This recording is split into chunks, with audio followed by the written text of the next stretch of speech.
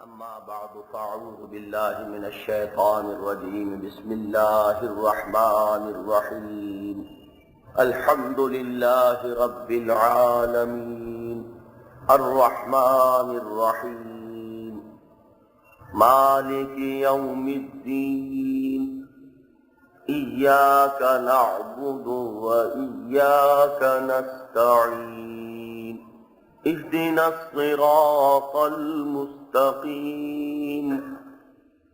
صراط الذين أنعمت عليهم غير المغضوب عليهم ولا الضالين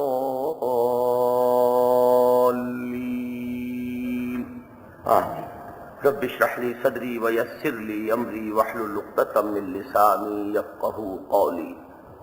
یہ پانچواں اجتماع ہے جس میں ہم سورہ فاتحہ کے بارے میں گفتگو کر رہے ہیں، اور میرا ارادہ یہ ہے کہ آج ہم اس پر اپنی گفتگو کو مکمل کر لیں۔ پہلے دو اجتماعات میں اس سورہ مبارکہ کی عظمت اور اس کے بارے میں بعض تمہیدی باتیں گوش گزار کی گئی تھی۔ مزید برآں ہم نے ایک حدیث قدسی کا مطالعہ کیا تھا جس میں اللہ تعالی کا یہ فرمان نبی اکرم صلی اللہ علیہ وسلم نے نقل فرمایا ہے کہ قسمت الصلاۃ بینی و بین عبدی نصفین، میں نے نماز کو اپنے اور اپنے بندے کے مابین آدھا آدھا تقسیم کر لیا ہے۔ فنصف لی ونصف لعبدی ولعبدی ما سأل، تو اس کا نصف تو میرے لیے ہے اور نصف میرے بندے کے لیے ہے، اور میں نے اپنے بندے کو عطا فرمایا، دیا جو اس نے مانگا۔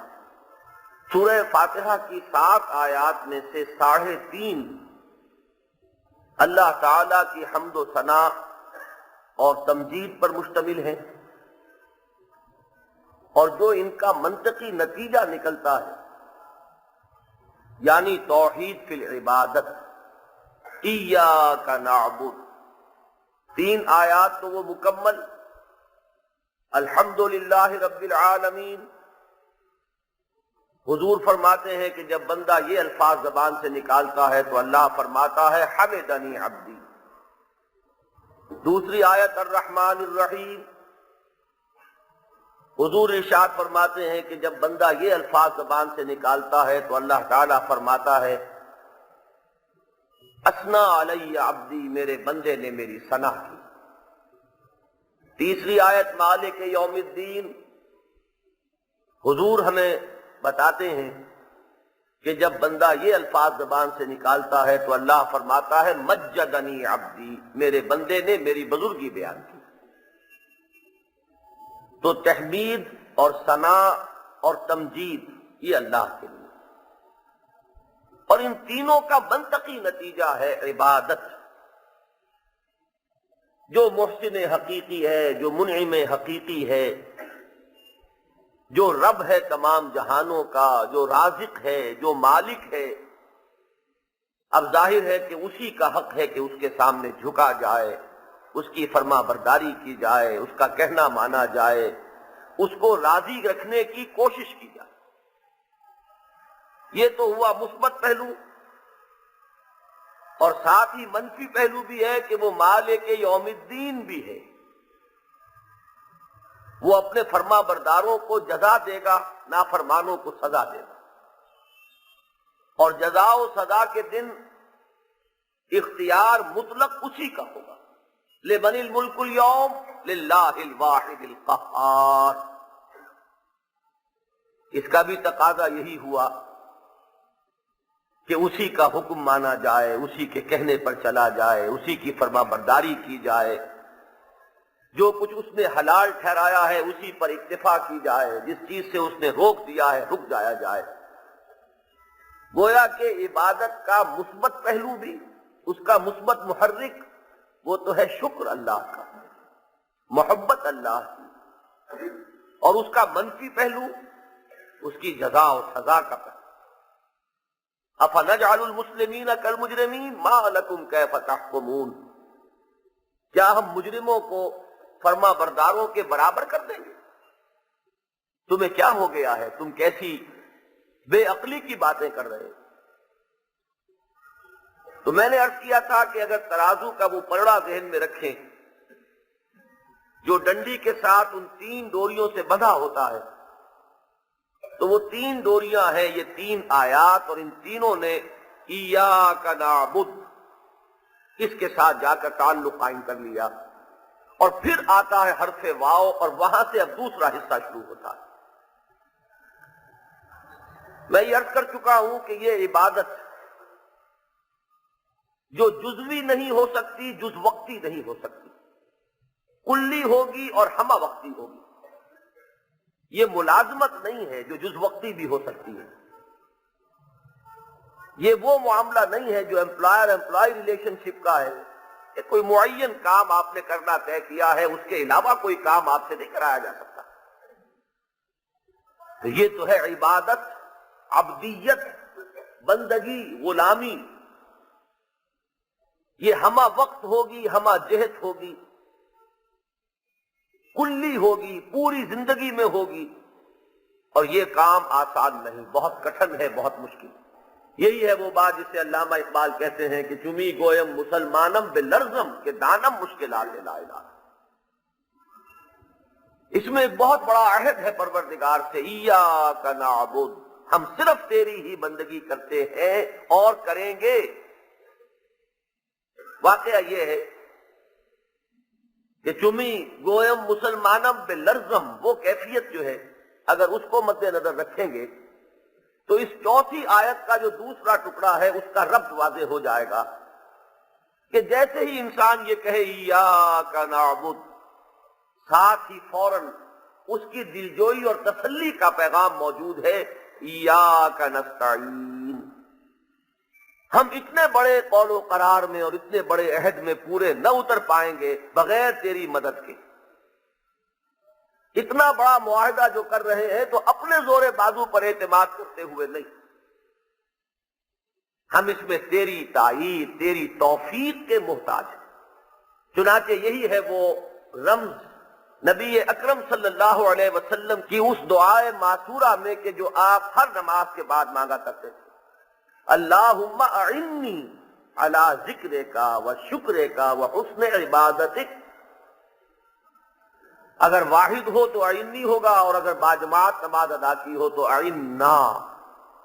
اللہم اعنا علی ذکرک و شکرک و حسن عبادتک، اے اللہ ہماری مدد فرما کہ ہم تجھے یاد رکھ سکیں، ہم تیرا شکر ادا کر سکیں جیسا کہ تیرے شکر کا حق ہے، اور تیری بندگی کر سکیں جیسا کہ تیری بندگی کا حق ہے۔ اس 4تھی آیت کے بارے میں اب ایک بات اور نوٹ کر لیجئے کہ اس میں بھی شرک کا سدباب کیا گیا ہے ایک خاص اسلوب سے۔ اگر اسلوب ہوتا نعبدو کا و نستعینو کا تو اس کے معنی ہوتے کہ ہم تیری بندگی کرتے ہیں اور کریں گے، اس میں غیر کی بندگی کی نفی نہ ہوتی۔ ہم تجھ سے مدد چاہتے ہیں اور چاہیں گے، اس میں غیر سے استعانت کی نفی نہیں تھی۔ لیکن عربی زبان میں مفعول کو پہلے لا کر حصر کا ایک مفہوم پیدا ہو جاتا ہے۔ نعبدو کا نہیں ہے، ایاک نعبد، ہم صرف تیری ہی بندگی کرتے ہیں اور کریں گے۔ یہاں شرک کا سدباب ہوا، توحید پر زور آ گیا۔ یہ ہے توحید فی العبادت۔ وَإِيَّاكَ نَسْتَعِينُ، اور صرف تجھ ہی سے مدد مانگتے ہیں اور مانگیں گے۔ یہ ہے توحید فی الاستعانت۔ توحید فی العبادت کے ذہن میں یہ بات رکھیے، اس کو امام ابن تیمیہ نے، میں نے شاید پہلے بھی عرض کیا تھا کہ توحید کے 2 رخ معین کیے ہیں۔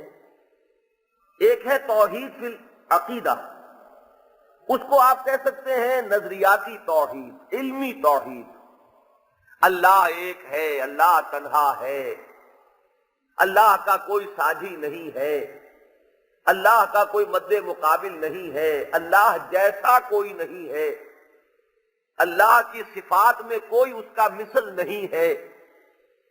میں یہ خاص طور پر جملے اس طرح ادا کر رہا ہوں کہ آپ کو محسوس ہو جائے کہ یہ کچھ کسی چیز کا، کسی حقیقت کا اظہار ہے علمی انداز میں۔ اور توحید کا دوسرا رخ ہے توحید فی الطلب، مطلوب اور مقصود اور معبود صرف وہی ہو۔ تو در حقیقت جو پہلی آیت ہے الحمدللہ رب العالمین،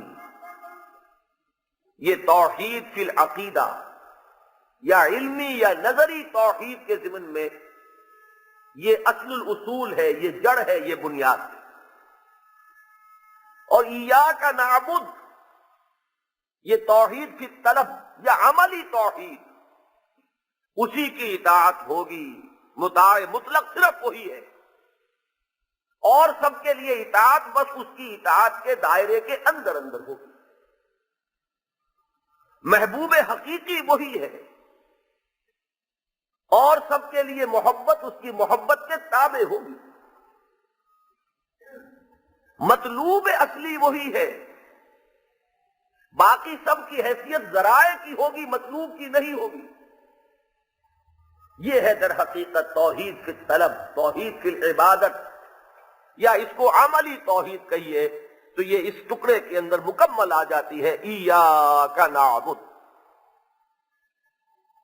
اور اسی کا وہ رخ ہے جس کو حضور نے، چونکہ میں اقسام شرک پر تقریر کر چکا ہوں تفصیل کے ساتھ،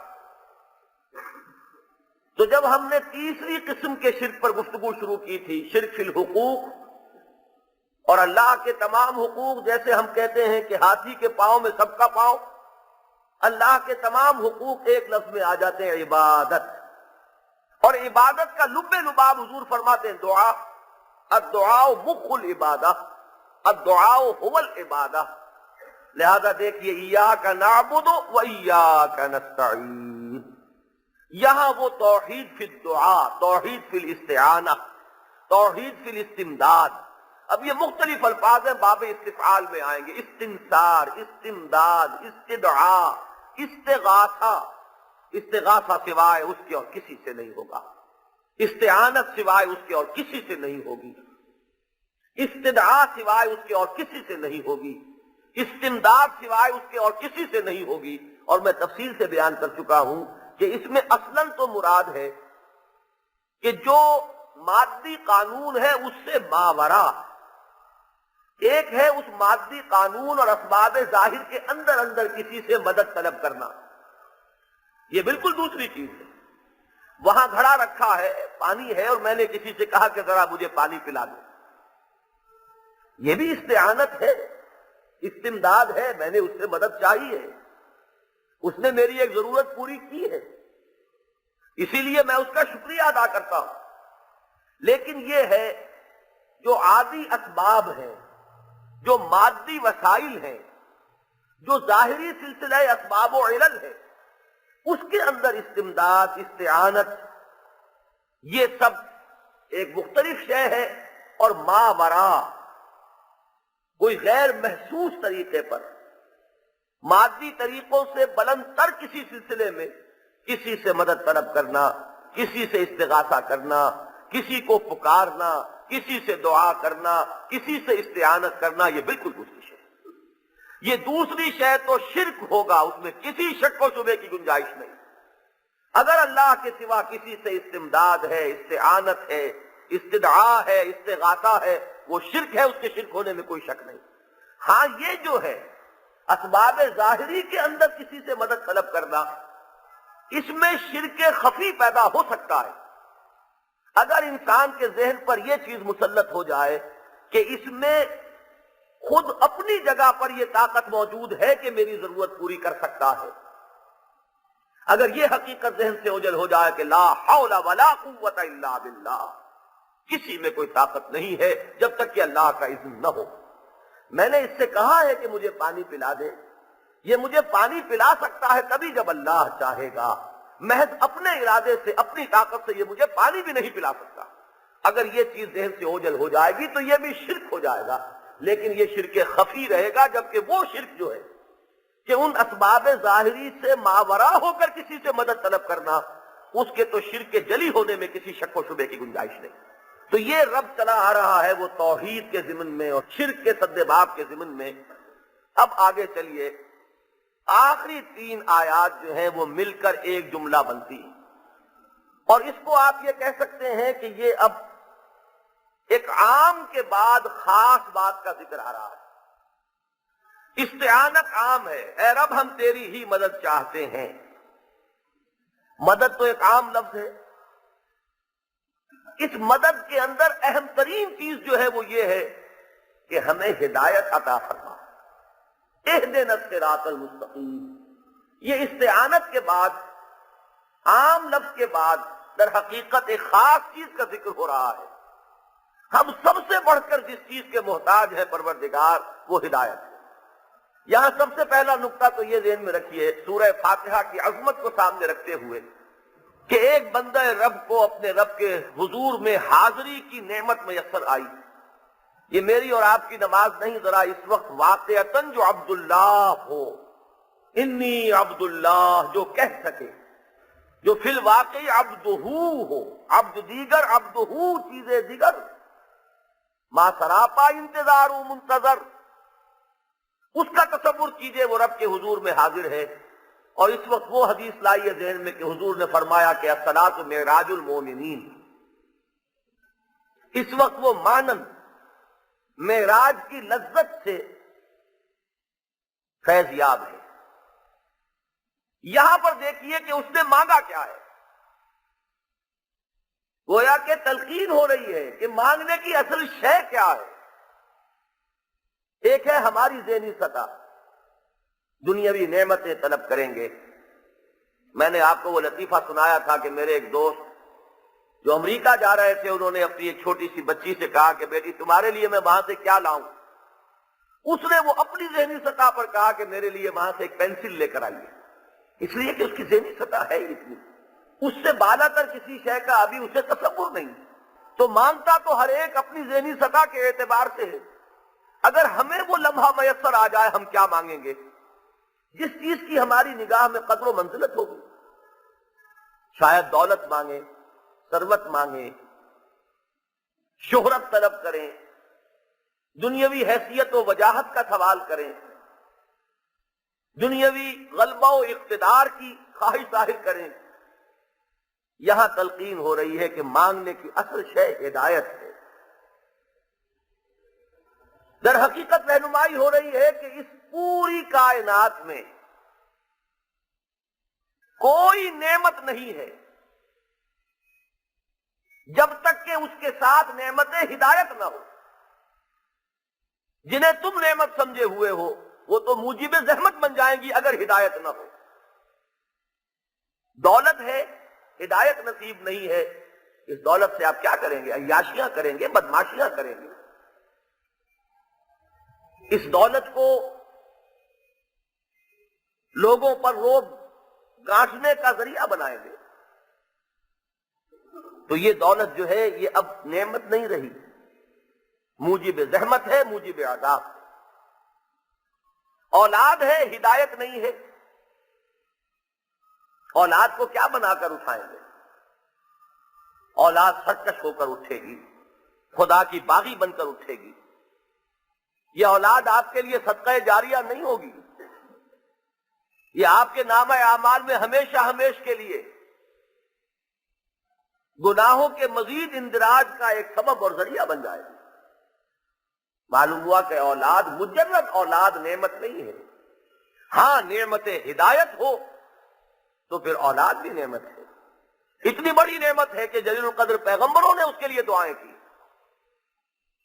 حضرت زکریا نے دعا کی، حضرت ابراہیم نے دعا کی، اور جب ملے ہیں بیٹے اسماعیل اور اسحاق جیسے تو اس پر ہدیہ تشکر پیش کیا ہے۔ الحمدللہ الذی وہب لی علی الکبر اسماعیل و اسحاق ان ربی لسمیع الدعاء۔ یہ جو آخری ٹکڑا ہے اس آیت کا، اس سے ظاہر ہوتا ہے دعائیں مانگ مانگ کر یہ اولاد دی۔ تو اب اسی پر آپ قیاس کر لیجیے، جتنی نعمتیں ہیں وہ فی نفس ہی نعمت نہیں ہیں۔ ایک ہے اصل نعمت اور وہ نعمت ہدایت ہے جو ہر چیز کو نعمت بنا دے گی، اور اگر وہ نہیں ہے تو ہر چیز نعمت نہیں بلکہ موجب زحمت ہو جائے. لہذا مانگنے کی اصل چیز ہدایت ہے. یہ بات میں اس سے پہلے عرض کر چکا ہوں. سورہ فاتحہ میں جو مضامین کا ربط ہے کہ ایک سلیم الفطرت انسان عقل سلیم کی رہنمائی میں، غور و فکر کے نتیجے میں یہاں تک تو از خود پہنچ جاتا. اسی لیے یہ سورہ فاتحہ کا درس جو ہے ہمارے اس منتخب نصاب میں، وہ سورہ لقمان کے دوسرے رکوع کے بعد ہے. حضرت لقمان کی شخصیت ایک نمائندہ شخصیت ہے، ایک نمائندہ کردار ہے کہ نہ وہ نبی تھے نہ رسول تھے، نہ کسی نبی یا رسول کے امتی تھے. ہاں سلیم الفطرت سلیم العقل انسان تھے. قرآن نے اسی لیے ان کا تعارف کرایا، وَلَقَدْ آتَيْنَا لُقْمَانَ الْحِكْمَةَ، ہم نے لقمان کو حکمت عطا فرمائی. چنانچہ وہ کہاں کہاں تک پہنچے؟ توحید تک وہ پہنچے. چنانچہ اپنے بچے کو جو پہلی انہوں نے نصیحت کی، یا بنی لا تشرک باللہ ان الشرک لظلم عظیم، معاد کے تصور تک بھی پہنچ گئے. اعمال انسانی ضائع جانے والے نہیں ہیں. یا بنی انہا ان تک مثقال حبۃ من خردل فتکن فی صخرۃ او فی السماوات او فی الارض یأتی بها اللہ. عبادت کا بھی جو اصل جوہر ہے وہاں تک پہنچ گئے. یا بنی اقم الصلاۃ وامر بالمعروف وانہ عن المنکر. سورہ فاتحہ میں آپ کو یہی چیزیں نظر آ رہی ہیں. الحمدللہ رب العالمین الرحمن الرحیم مالک یوم الدین ایاک نعبد. آگے ہے اصل میں وہ بات کہ جہاں انسان گھٹنے ٹیک کر دستے سوال دراز کرنے پر مجبور ہے، وہ ہے اس زندگی کے پرپیچ سفر میں سیدھی شاہراہ صراط مستقیم، جس میں ایچ پیچ نہ ہو، جس میں افراط و تفریط کے دھکے نہ ہو، جس میں ادھر ادھر کا بھٹکنا نہ ہو.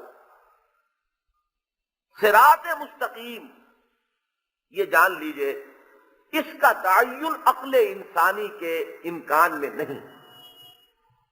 اس کی وجہ کیا ہے؟ انسان بلد نہیں ہو سکتا اپنے ظروف و احوال سے. مرد ہے تو بحیثیت مرد سوچے گا، وہ اپنے آپ کو عورت کی جگہ پر رکھ کر نہیں سوچ سکتا. اس کے اپنے ایک احساسات ہیں، اس کی اپنی نفسیاتی ساخت ہے. وہ جسے آپ انگریزی میں کہتے ہیں he can't outgrow his skin, اپنی چمڑی کے اندر ہی رہے گا، اس سے باہر کیسے جائے گا. لہذا وہ جو نظام تجویز کرے گا اس میں عورت کے لیے صحیح اور معتدل مقام کا معین کرنا ناممکن. یا ادھر ہو کر کھائے گا یا ادھر ہو کر کھائے گا. کسی مزدور کے لیے یہ ناممکن ہے کہ وہ کارخانے دار کی جگہ ہو کر سوچ سکے. یہ سارا جو ہمارے ہاں یہ کھینچ تان کا مسئلہ ہے، کیوں ہے؟ اس کے اپنے مسائل ہیں، اس کے اپنے پرابلمز ہیں، وہ اپنی حقیقتیں جو تلخ حقیقتیں ہیں ان کو خوب جانتا ہے، انہی میں الجھا ہوا ہے. وہ کارخانے دار کی مجبوریوں کو نہیں سمجھ سکتا. اور کارخانے دار اس کے ذہن پر مسلط ہیں اس کے مسائل. وہ محسوس نہیں کر سکتا کہ ایک غریب مزدور کے احساسات کیا ہیں. اب انسان ظاہر بات ہے یا ادھر ہوگا یا ادھر ہوگا، یا وہ مرد ہوگا یا وہ عورت ہوگی، یا وہ مزدور ہوگا یا وہ کارخانے دار ہوگا، یا وہ کاشتکار ہوگا یا وہ زمیندار ہوگا، یا وہ حکومت میں ہوگا یا اس پر حکومت کی جا رہی ہوگی. تو انسان ان مختلف حیثیتوں میں رہتے ہوئے غور کرتا ہے، سوچتا ہے، افراط و تفریط میں لازماً مبتلا ہوتا ہے. اور یہ جان لیجئے کہ ان پیچیدہ مسائل میں میں نے 3 چیزیں گنوائی تھی. یہ 3 تقریباً عقدہ لا ینحل ہیں. مرد اور عورت کے درمیان توازن، فرد اور اجتماعیت کے مابین توازن، انفرادی حقوق اور اجتماعی مصلحتیں ایک طرف کو وہ کھینچتی ہیں، دوسری طرف کو یہ کھینچتے ہیں، اور سرمایہ اور محنت کے درمیان توازن، اس سرمایہ اور محنت ہی کی ایک شکل ہے، یہ زمیندار ہے، یہ کاشتکار ہے، دوسری شکل ہے یہ کارخانے دار ہے اور یہ مزدور ہے۔ اس تیسرے مسئلے کو انڈسٹریل ریولوشن نے، صنعتی انقلاب نے اور مشین کی ایجاد نے اس کو تو یوں سمجھیے کہ اتنا گمبھیر بنا دیا ہے کہ اس کا حل کسی کے پاس نہیں۔ یا تو انتہائی کیپٹلزم کی طرف انسان چلا جائے گا، اور یا چھلانگ مارے گا تو اسے کوئی راستہ نظر نہیں آئے گا سوائے کمیونزم کا۔ یہ ہے وہ دھکے جو نوع انسانی کھا رہی ہے۔ ان میں جو اصل ضرورت ہے انسان کی، یہ جان لیجئے کہ نبوت اور رسالت کی ضرورت کیا ہے۔ توحید تک تو انسان خود پہنچ سکتا ہے، آخرت تک بھی اس کی رسائی ہے، ان چیزوں میں تو اس کو زیادہ یقین کی گہرائی جو ہے وہ رسالت سے میسر آتی ہے۔ اصلاً یہ چیزیں اس کے اپنے ذہن کے دائرے میں بھی ہیں، لیکن گہرائی اور گیرائی میں اضافہ ہوگا نبوت اور رسالت کے ذریعے سے۔ لیکن جہاں وہ بالکلیہ محتاج ہے نبوت اور رسالت اور وحی کا، وہ ہے یہ صراط مستقیم، سیدھا راستہ۔ اس کے لیے قرآن مجید میں مختلف الفاظ آئے ہیں۔ الصراط السوی، یہ استوا، برابر ہو جانا، بالکل درمیانی راستہ۔ خط استوا ہم کہتے ہیں جو ہمارے کرۂ زمین کو بالکل دو حصوں میں منقسم کر دیتا ہے، یعنی درمیانی راستہ۔ کہیں کہتے ہیں سواء السبیل، کہیں کہتے ہیں قصد السبیل۔ تو یہ مختلف اصطلاحات ہیں جو ایک حقیقت کو واضح کرنے کے لیے نمایاں کی جا رہی ہیں کہ انسان اس زندگی میں قدم قدم پر، دوراہوں پر، تراہوں پر، چوراہوں پر آتا ہے، اور اگر ہدایت خداوندی کا دامن اس نے نہ تھاما ہوا ہو تو کہیں وہ موڑ مڑ جائے گا، اور یہ موڑ ابتدا میں تو معلوم ہوگا بڑا ہی کوئی خاص فرق نہیں ہے، 10 ڈگری کا فرق ہے ان دونوں راستوں میں، لیکن آگے بڑھتے جائیں گے اور وہ راستہ کھلتا چلا جائے گا۔ خشت اول چونے حد میں مار کر، تاثریا میرود دیوار کر، تاکہ جا کے معلوم ہوگا بہت دور نکل آئے۔ اور پھر جو انسان زور لگائے گا، ایک رد عمل اس کے اوپر جو مسلط ہو جائے گا، تو ہو سکتا ہے بالکل دوسری انتہا کو نکل۔ حضور نے ایک مرتبہ باقاعدہ ڈائیگرام بنا کر صحابہ کو سمجھایا۔ زمین پر ایک تنکے سے آپ نے ایک سیدھا خط کھینچا، اور کچھ آڑے ترچھے خط ایک بائیں طرف سے آیا، اور وہ اس سیدھے خط کو کاٹتا ہوا دائیں طرف نکل گیا۔ ایک دائیں طرف سے آیا اور اس سیدھے خط کو کاٹتا ہوا بائیں طرف نکل گیا۔ پھر یہ بائیں والا جو ہے یہ پھر لوٹا، پھر اس کو کاٹ کر پھر دائیں طرف نکل گیا۔ یہ ہے اصل میں وہ کیفیت کہ اصل میں ذہن میں رکھیے اس ڈائیگرام میں حضور نے کس عظیم حقیقت کو واضح کیا۔ فطرت انسانی زور تو لگاتی ہے سواء السبیل کی طرف، لیکن اس جگہ آ کر رکتی نہیں ہے، کیونکہ وہ رہنمائی کا دامن ہاتھ میں نہیں ہے کہ معلوم ہو جائے کہ اب یہاں سے ڈائریکشن ٹھیک کرنی ہے۔ وہ اپنے اسی زور میں پھر وہاں سے لوٹتی ہے، معلوم ہوا بہت غلط آ گئے۔ اب دیکھیے ایک لفظ کے حوالے سے میں اس کو بیان کیا کرتا ہوں، آزادی ایک اعلیٰ قدر ہے، سب مانتے ہیں۔ آج سے کوئی 300 برس پہلے یہ سمجھ لیجئے پوری دنیا میں فیوڈل سسٹم تھا۔ فیوڈل سسٹم میں عام انسان جو ہے انتہائی پستی کے اندر مبتلا تھے، نہ ان کے حقوق نہ ان کے اختیارات۔ بادشاہ ہے اور بادشاہ کے نیچے جاگیردار ہے، 30,000 منصبدار، 20,000 منصبدار، وہاں لارڈز ہیں، بیرنز ہیں، ہر جگہ پوری دنیا میں ایسٹ اور ویسٹ ہر جگہ یہی تھا۔ انسانوں کی حیثیت ان جاگیرداروں کے مقابلے میں کمی کاری لوگوں کی۔ جب انسان میں وہ شعور پیدا ہوا جس کو اقبال نے ابلیس کی مجلس شورا میں ابلیس سے کہلوایا ہے، جب ذرا آدم ہوا ہے خود شناس و خود نگر، جب یہ احساس پیدا ہوا کہ آخر یہ بھی ہماری ہی طرح کے 2 ہاتھ 2 پاؤں رکھنے والے انسان ہیں، وہ 2 ہاتھ 2 پاؤں ہمارے پاس بھی ہیں، ہم ان سے اس طرح کمتر تو نہیں کہ انہی کے دبیل ہو کر رہے۔ وہ اب شعور پیدا ہوا، آزادی کی تلاش میں نوع انسانی نے سفر کا آغاز کیا. فرینچ ریولوشن ایک بہت بڑا لینڈ مارک ہے انسانی تاریخ میں. جمہوریت کے دور کا آغاز ہوا، آزادی. لیکن اس آزادی میں ایک عدم توازن شامل ہو گیا. پیسے کے سلسلے میں بھی آزادی، میرا پیسہ میں جو چاہوں کروں. وہی آزادی جو سیاست کے میدان میں خود اختیاری اور جمہوریت کی طرف انسان کو لے گئی، وہی آزادی تھی جو معاشی معاملات میں کیپٹلزم کی طرف لے گئی. کچھ دیر کے بعد ہوش آیا کہ ہم تو یہ آسمان سے گر کر کھجور میں اٹک گئے. رست از یک بند تا افتاد در بندے دیگر. جاگیردار کی غلامی سے نکلے تھے، سرمایہ دار کی غلامی میں مبتلا ہو گئے. وہ آزادی کی چڑیا ہاتھ نہ آئی. اب پھر واپس سفر شروع کیا. ایک رد عمل اور اس کی انتہا کمیونزم. کسی کا کچھ نہیں ہے. سرمایہ اور سرمایہ پیدا کرنے والے ذرائع جو ہیں وہ انفرادی ملکیت میں نہیں ہونے چاہیے، وہ اجتماعی ملکیت میں ہونے چاہیے. ہے وہی آزادی کی طرف. پہلے وہ جاگیردار کی غلامی سے چھٹکارا حاصل کیا تھا، اب سرمایہ دار کی غلامی سے چھٹکارا حاصل کرنے کی کوشش ہو رہی ہے. لیکن توازن اب بھی نہیں. نتیجہ کیا نکلا کہ اسٹیٹ ایک بہت بڑا سرمایہ دار اور ایک بہت بڑا جاگیردار بن گئی. انسان پھر اسی بندھن میں بندھے ہوئے رہ گئے. ٹوٹلیٹیرین نظام، کام کرو اور روٹی کھاؤ. باقی اظہار رائے اور آزادی اظہار رائے کسڑیا کا نام ہے، اس کو بھول جاؤ. کیسے کیسے پنچھی وہاں سے کس کس مصیبتوں سے وہاں سے اڑ کر پہنچتے ہیں کئی آزاد دنیا میں، آزاد فضا میں سانس لینے کے لیے. کیوں؟ اس لیے کہ چلے چلو کہ وہ منزل ابھی نہیں آئی. یہ انتظار تھا جس کا، یہ وہ شہر تو نہیں. وہ آزادی انسان کے ہاتھ میں نہیں آ رہی.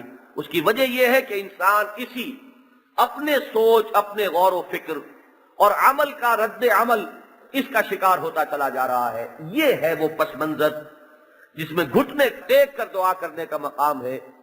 وہ اکبر الہ آبادی کے اس شعر کے مطابق کہ طالب ہو خدا سے تو دعا ہی کہے یہ کام.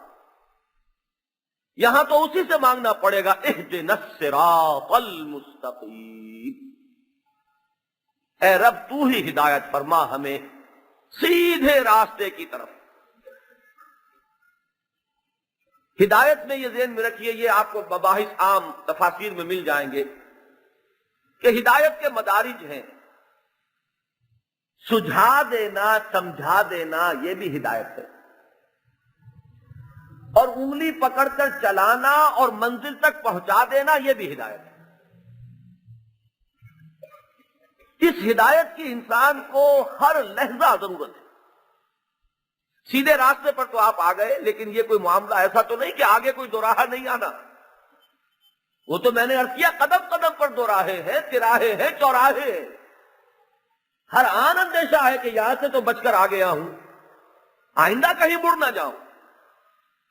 لہذا اہدنا الصراط المستقیم تو آپ دن میں 5 مرتبہ ریپیٹ کرتے ہیں اور ہر مرتبہ کئی بار اس کو دہراتے ہیں.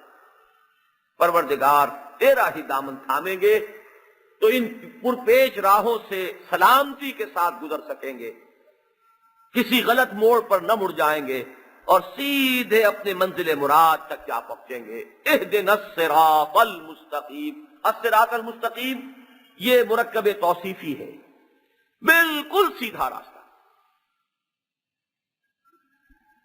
اگلی 2 آیات میں اس سیدھے راستے کی مزید وضاحت ہے. اس سے مزید اس بات کی رہنمائی مل رہی ہے کہ یہ کتنی بڑی دولت ہے، کتنی بڑی نعمت ہے. انسان کو جس چیز سے محبت ہوتی ہے اس کا پھر وہ ذکر کرتا ہے زیادہ تفصیل سے. جیسے سورہ طٰہٰ میں ہم نے دیکھا کہ گفتگو کرنے کے لیے چونکہ حضرت موسیٰ علیہ السلام اللہ تعالیٰ سے جو شرف مکالمت و مخاطبہ حاصل ہوا تھا، اس میں طول دے رہے ہیں بات کو. سوال صرف یہ تھا کہ ما تلک بیمینک یا موسیٰ قال ہی عصای اتوکأ علیہا واہش بہا علی غنمی ولی فیہا مآرب اخری.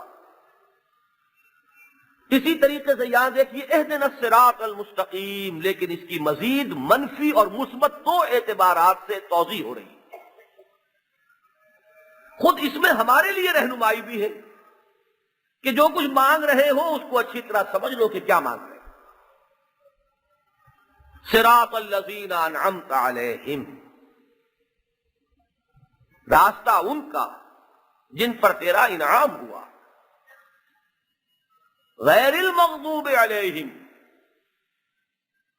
جو نہ تو مغضوب علیہم ہے کہ ان پر تیرا غضب نازل ہوا ہو، ولا الضالین، اور نہ ہی گم کردہ راہ ہے۔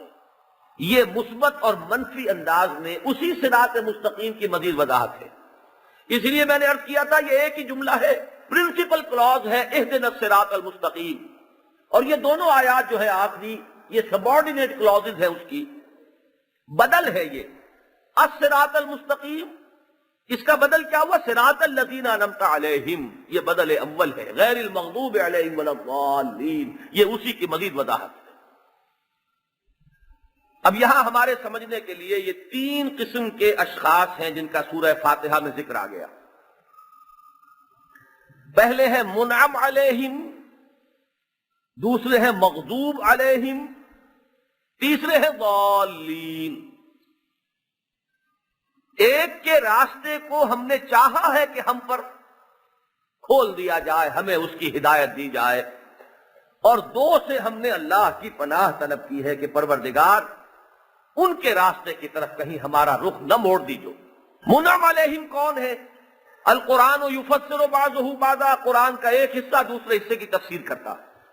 سورہ نساء میں چلیے، وہاں بات کھلے گی، وَمَن يُطِعِ اللَّهَ وَالرَّسُولَ فَأُولَٰئِكَ مَعَ الَّذِينَ أَنْعَمَ اللَّهُ عَلَيْهِمْ مِنَ النَّبِيِّينَ وَالصِّدِّيقِينَ وَالشُّهَدَاءِ وَالصَّالِحِينَ وَحَسُنَ أُولَٰئِكَ رَفِیقًا۔ جو لوگ اللہ اور اس کے رسول کی اطاعت پر کاربند ہو جاتے ہیں، انہیں معیت نصیب ہوگی ان کی جن پر اللہ کا انعام ہوا۔ وہ کون ہے؟ انبیاء اور صدیقین اور شہداء اور صالحین۔ تو جب بھی آپ یہ الفاظ زبان سے نکالیں، دیکھیے ذہن انسانی میں خیالات کی رفتار بڑی تیز ہوتی ہے۔ جب آپ کہیں اہدنا الصراط المستقیم صراط الذین انعمت علیہم،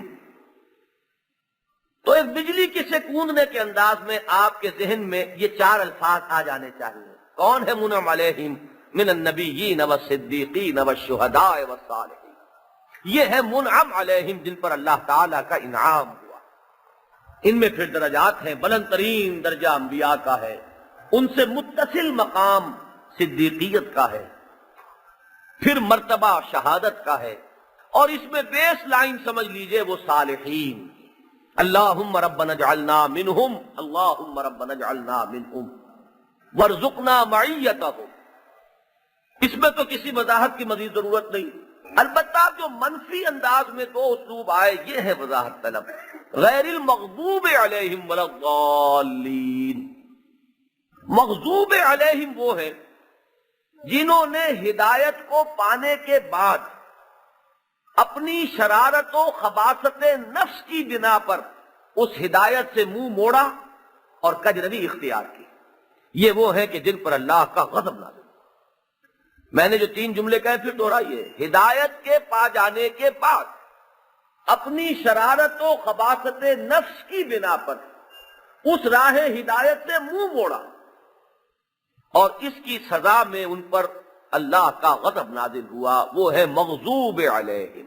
حضرت عبداللہ ابن عباس نے معین کیا ہے کہ یہاں مغضوب علیہم سے مراد یہود ہے۔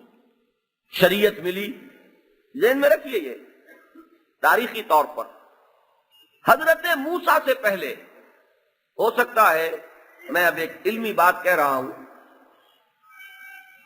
اس میں مغالطے کا امکان ہے، لیکن میری رائے یہی بنی ہے، آپ بھی اس پر غور کیجیے۔ حضرت موسیٰ سے پہلے شریعت کوئی نازل نہیں ہوئی۔ حضرت نوح کا ذکر قرآن میں پڑھیے، حضرت ہود کا ذکر قرآن میں پڑھیے، حضرت صالح کا ذکر قرآن میں پڑھیے، حضرت ابراہیم کا ذکر قرآن میں پڑھیے۔ حضرت موسیٰ سے پہلے کے رسول یہی ہیں، یا اولو العزم انبیاء و پیغمبر یہی ہیں۔ ان کے ہاں آپ کو شریعت کا ذکر نہیں ملے گا، توحید اور شرک، ساری بات اسی پر۔ ابھی تمدن انسانی اتنا پیچیدہ ہوا نہیں تھا۔ یہ جو الجھنیں جو میں نے گنوائی ہے، یہ تو ارتقا ہوا ہے ان میں۔ سب سے ابتدائی الجھن جو پہلے ہی سے ہوگی وہ تو مرد اور عورت کے درمیان توازن کی الجھن ہے، لیکن ابھی نظام اجتماعی تھا ہی کہاں کہ جس میں فرد اور اجتماعیت کے درمیان توازن کا مسئلہ پیدا ہوا ہوتا۔ اسی طریقے سے معاش انتہائی سادہ، وہ پیچیدگیاں، وہ تو ایچ جی ویلز کی تاریخ میں میں نے پڑھا، بہت عمدہ مقالہ اس نے لکھا ہے۔ رومن امپائر میں پہلی مرتبہ ہوا کرنسی کا رواج، اس سے پہلے کرنسی نہیں تھی، اور ساری پیچیدگیاں معاشیات کی اس کرنسی کی ایجاد کے بعد پیدا ہوئی، اس سے پہلے کوئی پیچیدگی نہیں۔ ایک کرگے پر بیٹھا ہوا کپڑا بن رہا ہے، دوسرا جو ہے میدان میں گیا ہے کھیت میں، اس نے گندم بوئی ہے، یہ ایکسچینج کر لیتے تھے، بارٹر ہوتا تھا۔ اسے جو کپڑا بن رہا ہے اسے بھی آخر پیٹ میں کچھ ڈالنا ہے، وہ اس سے کچھ چنے یا گندم لے لے گا، اور وہ جس نے جا کر کھیت میں کام کیا ہے اسے اپنا تن ڈھانپنا ہے، وہ اس سے کپڑا لے لے گا۔ ہولڈنگ ہو نہیں سکتی، چنا کتنا رکھ لیں گے اپنے پاس، کب تک رکھیں گے؟ وہ کپڑا جو ہے وہ کتنا بن بن کے رکھتا چلا جائے گا؟ ہاں، جب معاملہ یہ ہو گیا کہ یہ ایک تولہ، یہ ایک پیس جو سونے کا ہے، یہ مساوی ہے اتنے 100 من گندم کے، اور اس میں اتنے تھان کپڑے کے آ سکتے ہیں، وہ آپ نے سونا یہاں سنبھال کے رکھ لیا۔ اب ایک پرچیزنگ پاور آپ کے ہاتھ میں کنسنٹریٹ ہو گئی۔ یہاں سے ایچ جی ویلز کے الفاظ یہ ہے کہ انسان کو کچھ شعور نہیں تھا کہ یہ کرنسی ایجاد کر کے کتنی بڑی لعنت کا توق اس نے اپنے گلے میں ڈال دیا، مجرد کرنسی۔ تو جب تک یہ نہیں تھا پرابلم کہاں سے؟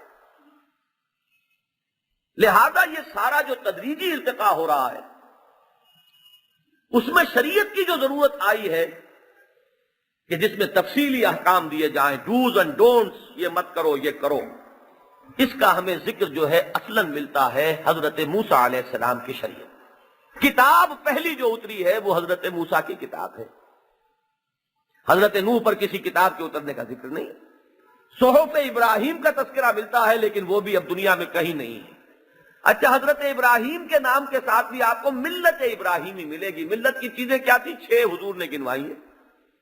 ختنہ کرنا فطرت کی ایک بات ہے، یہ بال جو ہے جسم کے ان حصوں سے اتار دینا، ناخن اتارنا، لب کتروانا، یہ وہ من الفطرہ، اور یہی در حقیقت وہ ہے بنیادی تعلیمات جو حضرت ابراہیم علیہ السلام سے منسوب۔ باقی شریعت اور حلال اور حرام اور جائز اور ناجائز اور اوامر اور نواہی، اور یہ واجب، یہ مستحب، یہ فرض، یہ مکروہ تحریمی، یہ حرام مطلق، یہ ساری چیزیں جو ہے جب تمدن کی پیچیدگیاں پیدا ہوئیں تب یہ مسائل تھے۔ لہذا پہلی شریعت جو ہے وہ شریعت موسوی ہے، اور حضرت موسیٰ علیہ السلام کے پیرووں نے اپنی خباثت نفس اور شرارت نفس کی وجہ سے اس شریعت کو گم کیا، اس میں تحریف کی، اس کو اپنی خواہشات کا تختہ مشق بنایا۔ نتیجہ یہ ہوا کہ یہ وہ قوم ہے جو مغضوب علیہم کے لیے سب سے بڑی نمایاں مثال ہے، یہ سمبل ہے، یہ علامت ہے مغضوب علیہم۔ قرآن مجید میں بھی ایک سے زائد مقامات پر ذکر ہے، ضربت علیہم الذلۃ والمسکنۃ وباءوا بغضب من اللہ، ان پر ذلت اور مسکنت تھوپ دی گئی اور یہ اللہ کا غضب لے کر لوٹے۔ تو یہ تو ہے مغضوب علیہم۔ پھر نوٹ کیجئے، ہدایت خداوندی کے پانے کے بعد دیکھیے، جیسا کہ سورہ شورى کا درس ہوا تھا، وَمَا تَفَرَّقُوا إِلَّا مِن بَعْدِ مَا جَاءَهُمُ الْعِلْمُ بَغْيًا بَيْنَهُمْ۔ انہوں نے جو یہ تفرقے کی راہ نکالی ہے تو اندھیرے کی وجہ سے نہیں، مغالطہ نہیں ہے، علم کے آ جانے کے بعد آپس میں ایک دوسرے پر اقتدار حاصل کرنے کے لیے، غلبہ حاصل کرنے کے لیے، اپنی انانیت، اپنی خود پرستی کی باعث۔ تو یہ ہے مغضوب علیہم۔ اور ضالین کون ہیں؟ اس لفظ کو اس کی اصل حقیقت کے اعتبار سے سمجھنا بہت ضروری ہے، اس لیے کہ یہ لفظ سورہ والضحیٰ میں حضور کے لیے بھی آیا ہے۔ وَوَجَدَكَ ضَالًّا فَهَدَىٰ۔ اس لفظ کا مفہوم یہ ہے کہ یا تو ابھی کوئی ہدایت کا طالب ہے، اسے ہدایت دی نہیں گئی، کوشاں ہے، متلاشی ہے، اس کے حصول کے لیے محنت کر رہا ہے، اور یا یہ کہ کسی وقت کسی نیکی کے جذبے میں حد اعتدال سے تجاوز کر کے اس صحیح راستے سے کہیں ہٹ گیا ہے۔ یہ دو مفہوم ہے ضال کے۔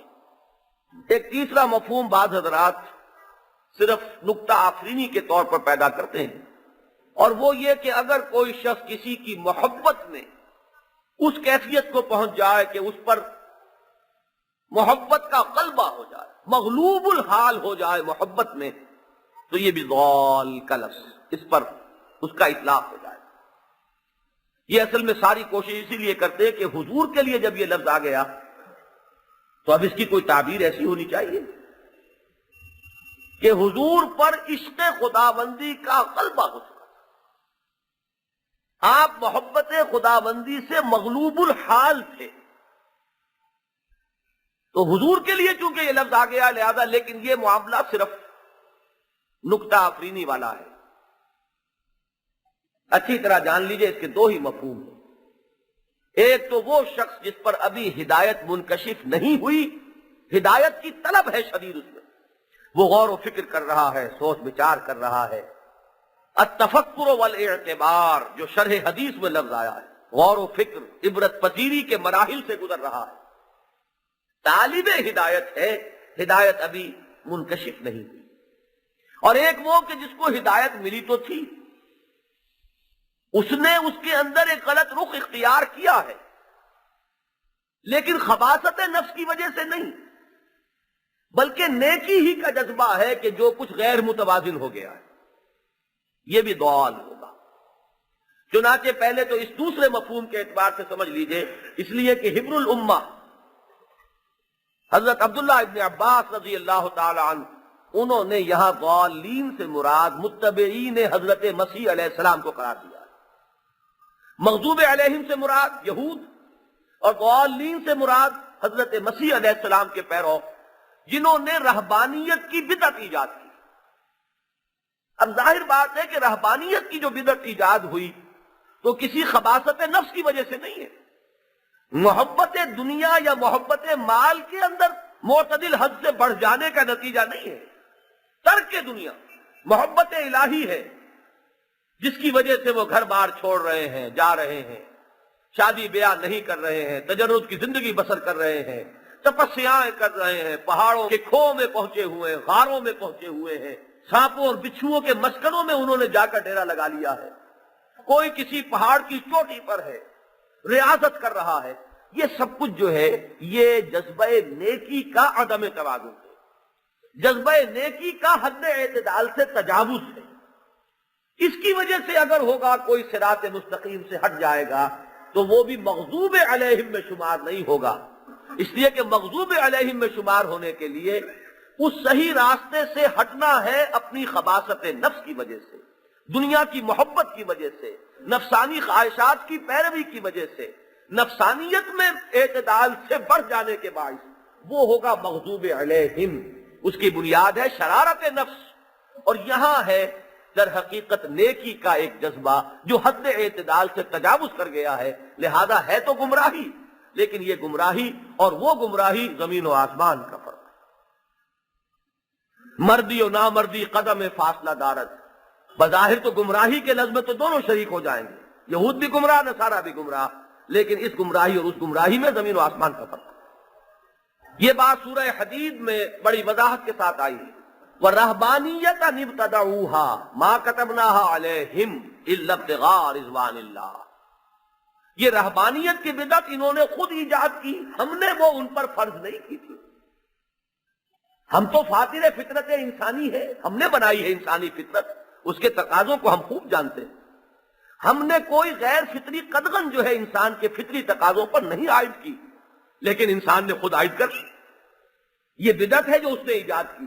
ہم نے تو اس پر ایک چیز فرض کی تھی کہ اللہ کی رضا حاصل کرو، وہ رضا حاصل کرنے میں غیر معتدل ہو گیا، پھر یہ کہ وہ اپنی وہ پابندی جو خود عائد کردہ پابندی تھی اس کو نبھا بھی نہیں سکے، فما رعوها حق رعایتها، پھر پابندی نہ کر سکے اس کی جیسے کہ کرنی چاہیے تھی۔ فطرت سے کشتی لڑیں گے تو وہ تو چت کرے گی آپ کو۔ کچھ لوگ ہوتے ہیں ایکسیپشنل، ان کی قوت ارادی اتنی مضبوط ہو کہ وہ اپنی فطرت سے بھی لڑ جائیں اور وہ پوری زندگی جو ہے وہ لڑتے ہوئے بسر کر دیں، لیکن عظیم اکثریت کا معاملہ تو یہی ہوگا، طے تو کر بیٹھے ہیں کہ شادی نہیں کریں گے، ساری عمر مجرد رہیں گے، لیکن یہ کہ بہرحال فطرت انسانی سے کب تک آدمی دھینگا مشتی کرے گا؟ کہیں گرے گا اور گر کر نتیجہ کیا نکلے گا کہ کہنے کو راہب خانہ ہے اور اس کے تہخانوں میں حرامی بچوں کی جو ہے وہ قبروں کی قبریں جو ہے وہ بنی ہوئی۔ کیوں؟ رہتے تو ہیں یہاں راہبات اور راہب مرد، لیکن یہ کہ یہ فطرت انسانی کے خلاف معاملہ تھا، فطرت نے اسے پچھاڑ دیا۔ تو یہ تو ہے ایک مفہوم، اور یہ چونکہ حضرت عبداللہ ابن عباس سے منقول ہے، یہاں تو بات واضح ہو گئی۔ لیکن یہی لفظ آیا حضور کے لیے وہاں کس معنی میں؟ وہاں مسئلہ وہ دوسرا ہے جو میں نے عرض کیا، تلاش حقیقت میں سرگرداں، ہدایت کی شدید طلب ہے اندر۔ وہ جو کیف کان بدء الوحی والی حدیث ہے حضرت عائشہ صدیقہ رضی اللہ تعالی عنہا سے، وہ یہی تو ہے کہ جب آپ کی عمر شریف ہوئی 40 برس کے لگ بھگ، حبب الیہ الخلاء فکان یخلو بغار الحراء، خلوت گزینی حضور کو محبوب ہو گئی اور آپ غار حرا میں جا کر خلوت گزینی کرتے تھے۔ یتحنس فیہ، اس میں آپ عبادت کرتے تھے۔ اب یہ سوال پیدا ہوا، عبادت کیا کرتے تھے؟ ابھی جبرائیل سے ملاقات نہیں ہوئی، نماز ابھی عطا نہیں ہوئی، قرآن کا نزول شروع نہیں ہوا، تو عبادت کیا تھی؟ شارحین حدیث کا تقریباً اجماع ہے اس پر کہ آپ کی عبادت کیا تھی؟ کان صفت تعبدہ فی غار حراء التفکر والاعتبار، غور و فکر، سوچ بچار، عبرت پذیری۔ یہ کیا ہو رہا ہے؟ کیوں ہو رہا ہے؟ یہ ظلم کیوں ہے؟ یہ تعدی کیوں ہے؟ یہ کیوں کچھ لوگ ٹکڑوں کے لیے محتاج ہیں اور کچھ لوگوں کے پاس افراط کی حد ہے؟ یہ کون ہے غلام؟ ہمارے ہی جیسے انسان ہیں، ان پر کیوں یہ قیامت بیت رہی ہے؟ یہ انسان اپنے اخلاق کے لبادے کو خود ہی کیوں تار تار کر رہا ہے؟ یہ عصمت و عفت جو ہے یہ کیوں سرے بازار نیلام ہوتی؟ یہ تفکر، غور و فکر، اعتبار، کائنات کیا ہے؟ یہاں ذرا سا ایک سوال ہو سکتا ہے آپ حضرات کے ذہن میں پیدا ہو جائے۔ میں بھی اس کو مانتا ہوں کہ نبی پیدائشی نبی ہوتا ہے، یہ بھی ذہن میں رکھیے، میں نے ہی آپ کو وہ حدیث کئی بار سنائی ہے کہ حضور تو اس وقت بھی نبی تھے جبکہ ابھی جسد آدم جو ہے اس کی تیاری ہو رہی تھی، ابھی وہ مٹی اور پانی آپس میں گندھ ہی رہے تھے، بین الطین والماء، پانی اور گارے کے درمیان ہی تھا معاملہ ابھی، لیکن وہ ہے روح کا معاملہ، عالم ارواح کے معاملات۔ یہ جو اس عالم جسدی میں وہ روح شامل ہو کر آئی ہے، تو اس عالم جسدی میں ابھی یوں سمجھیے کہ وہ ابھی کلی بند ہے، اس کلی کو ابھی کھلنا ہے، اس کی ایکسفولیشن ابھی ہونی ہے۔ بیج میں ایک مکمل درخت ہے، لیکن اس درخت کو بالفعل وہ بالقوہ ہے، پوٹینشلی ایک درخت ہے، اور ایکچولی بالفعل اس درخت کو وجود میں آنے میں وقت لگے گا۔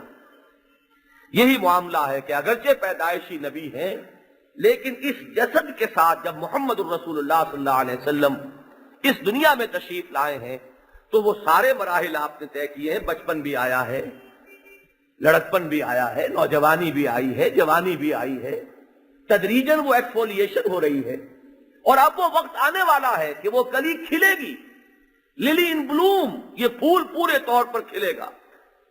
وہ شمع اجالا جس نے کیا 40 برس تک غاروں میں، ایک روز چمکنے والی تھی سب دنیا کے درباروں میں، لیکن ایک وقت ابھی اس کا آنا تھا۔ وہ در حقیقت اسی کا وہ تقاضا پیدا ہو رہا ہے فطرت محمدی میں صلی اللہ علیہ وسلم، گھر بار سے، ملنے جلنے سے، میل ملاقات سے طبیعت کچھ آٹھ سی ہو رہی ہے۔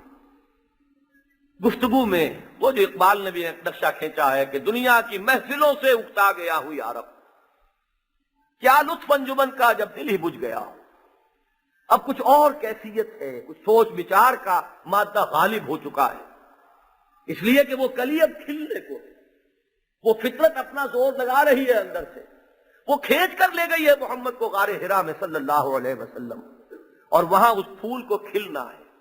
لیکن یہ کہ ابھی جو اس کی ابتدائی سٹیجز ہیں اس کو سورہ والضحیٰ میں بیان کیا، وَوَجَدَكَ ضَالًّا فَهَدَىٰ، پایا آپ کو تلاش حقیقت میں سرگرداں۔ آپ دستک دے رہے تھے باب العلم پر، پہنچ گئے تھے آپ وہاں، وہ جو اقبال کے اشعار میں آپ کو سنا چکا ہوں کہ گزر جا عقل سے آگے کہ یہ نور چراغ راہ ہے منزل نہیں ہے۔ وہ عقل کی منزلیں جو ہے طے کر رہے ہیں محمد الرسول اللہ صلی اللہ علیہ وسلم، اور وہ وقت آ گیا ہے۔ وہ اقبال ہی نے یہ سارے عقدے جو ہے خوب ان کو کھولا ہے کہ خرد کی گتھیاں سلجھا چکا میں، میرے مولا مجھے صاحب جنوں کر۔ وہ خرد کی گتھیاں سلجھانے کا ایک مرحلہ ہے جس کے بعد یہ منزل آنی ہے۔ ہم نے پایا آپ کو، ہم نے دیکھا آپ کو کہ آپ تلاش حقیقت میں سرگرداں ہے، تو ہدایت دی، پردے اٹھا دیے، وحی کا آغاز ہو گیا۔ تو یہاں اس معنی میں لفظ ضال ہے محمد الرسول اللہ صلی اللہ علیہ وسلم۔ سورہ شورا میں اس آیت نے اس کو بالکل کھول دیا ہے، واضح کر دیا ہے۔ وَكَذَلِكَ أَنزَلْنَا إِلَيْكَ رُوحًا مِّنْ أَمْرِنَا مَا كُنْتَ تَدْرِي مَا الْكِتَابُ وَلَا الْإِيمَانُ۔ اے نبی آپ کو کچھ پتا نہیں تھا کتاب کسے کہتے ہیں، ایمان کسے کہتے ہیں۔ مَا كُنْتَ تَدْرِي مَا الْكِتَابُ وَلَا الْإِيمَانُ وَلَكِنْ جَعَلْنَاهُ نُورًا نَهْدِي بِهِ مَن نَّشَاءُ مِنْ عِبَادِنَا وَإِنَّكَ لَتَهْدِي إِلَىٰ صِرَاطٍ مُّسْتَقِيمٍ۔ اب یہ ہدایت کے دروازے جو آپ پر کشادہ ہو گئے، کھل گئے، آپ اب اس مقام پر آ گئے ہیں کہ اب ہدایت آپ دیں گے لوگوں کو۔ وہ اہدنا الصراط المستقیم کی جو دعا ہے، اب وہ باب ہدایت واہ ہوا ہے بصورت نبوت محمدی صلی اللہ علیہ وسلم پوری نوع انسانی کے لیے۔ وَإِنَّكَ لَتَهْدِي إِلَىٰ صِرَاطٍ مُّسْتَقِيمٍ۔ بارک اللہ لی ولکم فی القرآن العظیم ونفعنی وإیاکم بالآیات والذکر الحکیم۔